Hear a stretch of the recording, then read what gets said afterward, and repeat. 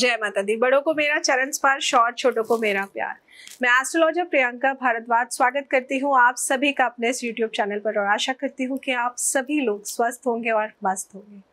मैं एक जन्म कुंडली विशेषज्ञ हूँ। जन्म कुंडली देखती हूँ। जन्म कुंडली देखकर आपके ग्रहों की स्थिति हम जो फेवर में नहीं है, कौन से वो खास छोटे छोटे उपाय कर कर फेवर में ला सकते हैं, वो बताती हूँ। आइए वीडियो की शुरुआत करते हैं। और आज मैं आप सभी से बात करने आई हूँ एकादशी को लेकर। अपरा एकादशी का व्रत हम 15 मई 2023 को रखेंगे। जेठ महीने के कृष्ण पक्ष की एकादशी सुबह 2:45 से शुरू हो जाएगी और 16 मई की सुबह मतलब अर्ली मॉर्निंग 1:05 तक रहेगी। तो अपरा एकादशी को अचला एकादशी के नाम से भी कुछ जगहों पर जाना जाता है। अपरा एकादशी जेठ के महीने की कृष्ण पक्ष के दौरान यानी कि 11वें दिन मनाई जाती है। इस व्रत को करने से भगवान विष्णु और माता लक्ष्मी की कृपा दृष्टि सदैव श्रद्धालुओं भक्तों पर बनी रहती है। अपरा एकादशी का व्रत करने से लोग पापों से मुक्ति पाकर भव सागर से तर जाते हैं। लेकिन इसके पीछे ना एक बहुत ही खास एक कहानी भी है, वो भी मैं आज आपको बताऊंगी। इस दिन व्रत करने से मनुष्य की कीर्ति बढ़ती है, यश बढ़ता है, गौदान के समान आपको पुण्य की प्राप्ति होती है और धन में वृद्धि जरूर होती है। आज के दिन प्रभु श्री हरि विष्णु को उनके मस्तक पर तुलसी दल चढ़ाना, चंदन का तिलक लगाना, कपूर से उनकी आरती उतारना और गंगा जल से उनको स्नान कराना बहुत ही उत्तम माना जाता है। ऐसे कहा जाता है कि जिस इंसान को जो इंसान अपरा एकादशी का व्रत रखता है उसको ना भगवान विष्णु की कृपा पाने से कोई नहीं रोक सकता है। वैसे भी सारी एकादशियां हम भगवान विष्णु को ही समर्पित कर कर चलते हैं।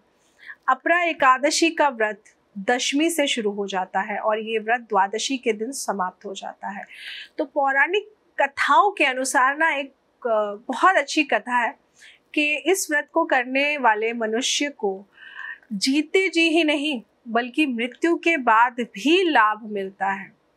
श्री कृष्ण ने युधिष्ठिर को बताया था कि जब युधिष्ठिर जी ने श्री कृष्ण जी से पूछा था कि मुझे इस एकादशी व्रत के बारे में बताइए, तो उन्होंने बताया था कि एकादशी ना पुण्य प्रदान करती है। बड़े बड़े पातकों का, बड़े बड़े जो पाप हो जाते हैं हमसे जाने अनजाने, उनका नाश करती है। ब्रह्म हत्या से भी दबा हुआ इंसान या कह लीजिए गौ की हत्या करने वाला भी या गर्भ में शिशु का मरण करने वाला भी अगर एकादशी की इन व्रतों को रखता है तो उसको भी इस तरीके के पापों से मुक्ति मिल जाती है। अपरा एकादशी का व्रत रखने से पाप से मुक्त होकर विष्णु लोक में प्रतिष्ठित इंसान हो जाता है। आप ऐसे समझिए। ऐसा भी माना जाता है कि जो एकादशी व्रत का पालन करता है वो आसानी से अपने अतीत और वर्तमान के पापों से छुटकारा पा जाता है और अच्छाई और पॉजिटिविटी, सकारात्मकता का मार्ग उसको मिल जाता है। और जब आप इस रास्ते पे चलने लगते हैं ना तो लाइफ अपने आप ही अच्छी होनी शुरू हो जाती है। जो भी भक्त एकादशी का व्रत रखते हैं, पूजन रखते हैं, तो आप ऐसे समझिए कि जन्म और मृत्यु के चक्र से उनको मुक्ति मिल जाती है। पूरी भक्ति और श्रद्धा के साथ अपरा एकादशी का व्रत का पालन करने वाले हमेशा ऐसे लोगों को ना मोक्ष का मार्ग प्राप्त करने में आसानी रहती है। कार्तिक महीने में देखिए वैसे भी पवित्र गंगा स्नान करने से अचला एकादशी व्रत का पालन करने के समान लाभ मिल जाता है। हम कहते हैं ना कार्तिक का महीना बहुत शुभ और पावन माना जाता है। कहते हैं कार्तिक महीने में गंगा स्नान करना बहुत अच्छा होता है, दीपदान करना बहुत अच्छा होता है। मैंने पहले भी कई वीडियोस में आप सबको बताया है। तो इसी प्रकार जब आप इस एकादशी पर व्रत रखते हैं तो वो कार्तिक महीने के नियम के अनुसार बहुत ही पुण्यदायी माना जाता है। तो अपने जीवन में जिन्हें धन चाहिए, सफलता चाहिए, तो उनको ना विधि विधान से अपरा एकादशी का व्रत रखना चाहिए या पूजन जरूर करना चाहिए। और इसका जो नियम है ना एक छोटा सा, वो मैं आपको आज बता देती हूँ कि अगर आप व्रत नहीं रख सकते हैं या व्रत रखना चाहते हैं तो इसका जो तरीका है वो ये है कि दशमी के दिन यानी दशमी वाले दिन ही शाम को सूर्यास्त से पहले आप खाना खा लीजिए। सूर्यास्त के बाद आपको भोजन नहीं करना चाहिए और रात में भगवान का ध्यान करते हुए ही आपको सोना चाहिए। उनको बोल के सोइए कि भाई कल आपका दिन है और कल जब मैं सोकर उठूं तो मेरा पूरा मन आपकी भक्ति भाव में लगे, बस ऐसा आशीर्वाद दीजिए। तो एकादशी के दिन से सुबह उठकर स्नान करके मन में सभी नेगेटिव विचारों को दूर भगाकर और स्नान करने के बाद में भगवान विष्णु का पूजन करना चाहिए। ये बहुत ही शुभ माना जाता है। पूजन में जैसा कि मैंने आपको कहा कि तुलसी के पत्ते, श्रीखंड, चंदन, गंगा जल और जो भी फ्रूट्स, मौसमी फ्रूट्स होते हैं उनको ठाकुर जी को अर्पण ज़रूर करना चाहिए। व्रत रखने वाले को पूरा दिन झूठ नहीं बोलना चाहिए, छल नहीं करना चाहिए, कपट से बचना चाहिए, क्योंकि देखिए कोई भी व्रत होता है ना तो उसका नियम पालन करना बहुत अच्छा माना जाता है। भगवान कहते हैं कि अगर आपने नियम भी कर लिया ना किसी व्रत का तो समझिए वो व्रत पूरा करने के बराबर हो जाता है। और नियम में आज के दिन, एकादशी के दिन शेव नहीं करानी चाहिए, बाल नहीं कटवाने चाहिए, नेल्स नहीं कट करने चाहिए, इन बातों का भी ध्यान रखना चाहिए। जो लोग किसी भी कारण अगर व्रत नहीं रख सकते हैं तो मैं फिर से कह रही हूँ सिर्फ नियम कर लीजिए, वो बहुत बढ़िया रहेगा। नियम में जैसे कि मैं कहूँगी कि एकादशी के दिन चावल का प्रयोग नहीं करना चाहिए। जो लोग एकादशी के दिन विष्णु सहस्त्र नाम का पाठ करते हैं उन्हें भी भगवान विष्णु की विशेष कृपा मिलती है। बहुत ही बढ़िया मैं कहूँगी इसको माना जाता है। अपरा एकादशी की ना एक बहुत ही प्यारी सी कहानी है, आइए सुनाती हूँ मैं आपको। एक ना बहुत पुरानी कहानी है कि महिध्वज नाम के ना एक बहुत ही बढ़िया, बहुत ही धर्मात्मा राजा थे। लेकिन राजा का ना एक छोटा भाई था और वो बहुत ही अधर्मी, बहुत ही कुकर्म करने वाला, बुरे कर्म करने वाला और मैं कहूँगी एक तरह से ना पापी था, ऐसे समझिए।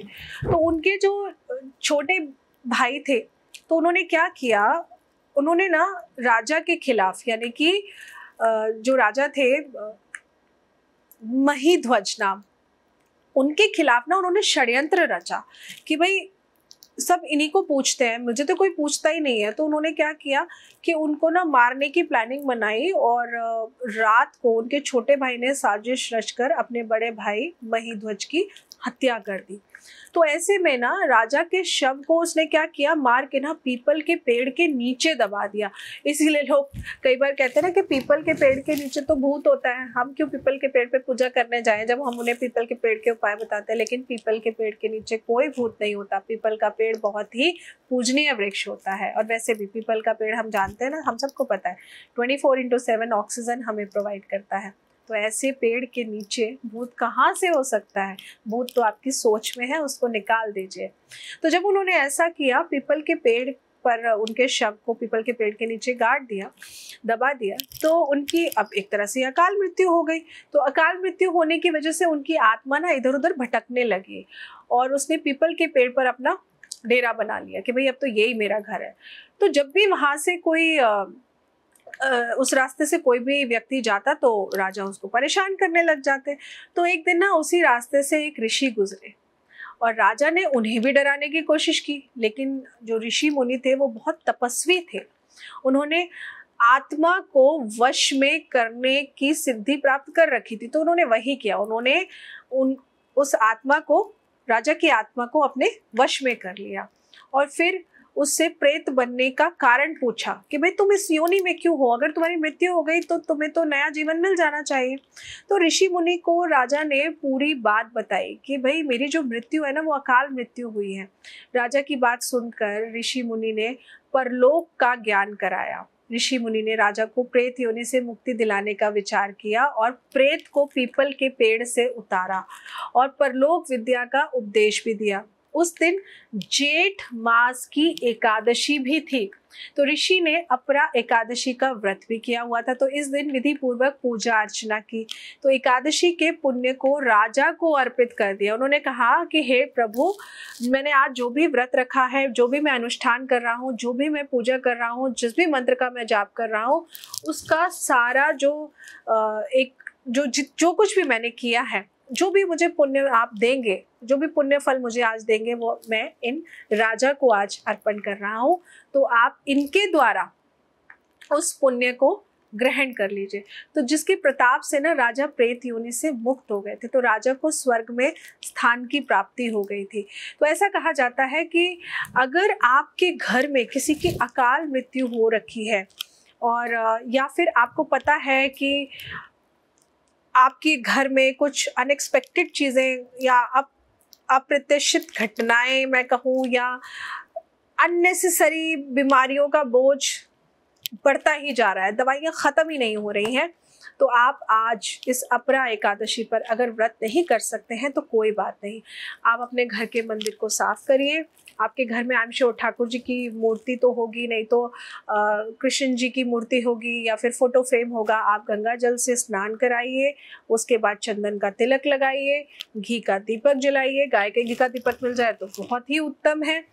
और फिर तुलसी की माला उनको अर्पण करिए, और हाथ जोड़कर उनसे क्षमा प्रार्थना करिए कि अगर आपसे जाने अनजाने कोई भी गलती हुई है, आपने किसी का दिल दुखा दिया है, तो आज आप उससे क्षमा मांगिए। और ऐसा करने से आप देखेंगे कि ज़रूर आपको प्रभु क्षमा भी प्रदान करेंगे, और आपके जीवन में जिस प्रकार की भी परेशानियां आ रही हैं वो दूर ज़रूर होंगी। फल का जब आप भोग लगा देंगे ना उनको, तो थोड़े से फल अपने घर में भी रखिएगा, और थोड़े से फल आज के दिन ना किसी भी ब्राह्मण को दान ज़रूर करिएगा। तो ये छोटी सी जानकारी मैं आपके लिए लेकर आई थी अपरा एकादशी को लेकर, कि आज के दिन आप क्या खास कर सकते हैं, क्या खास करना चाहिए।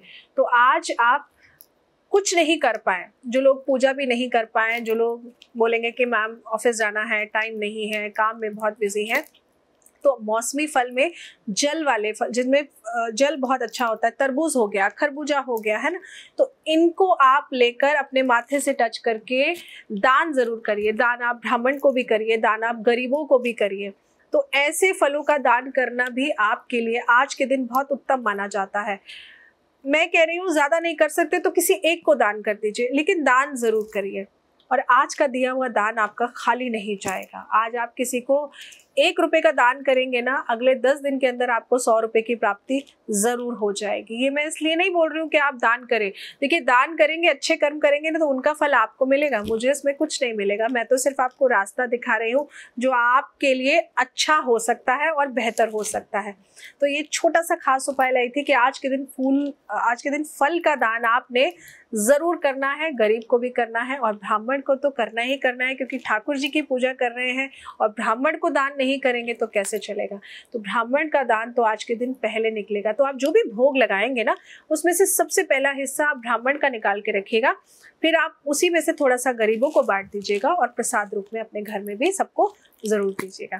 तो ये छोटी सी जानकारी मैं आपके लिए लेकर आई थी, और आशा करती हूँ कि जानकारी आपको अच्छी लगी होगी। अच्छी लगी या नहीं लगी, प्लीज़ कमेंट करके ज़रूर बताइएगा, और हमारे चैनल के साथ जुड़े रहिए। ऐसी ही खास और जानकारियाँ लेकर आऊँगी। जय माता दी।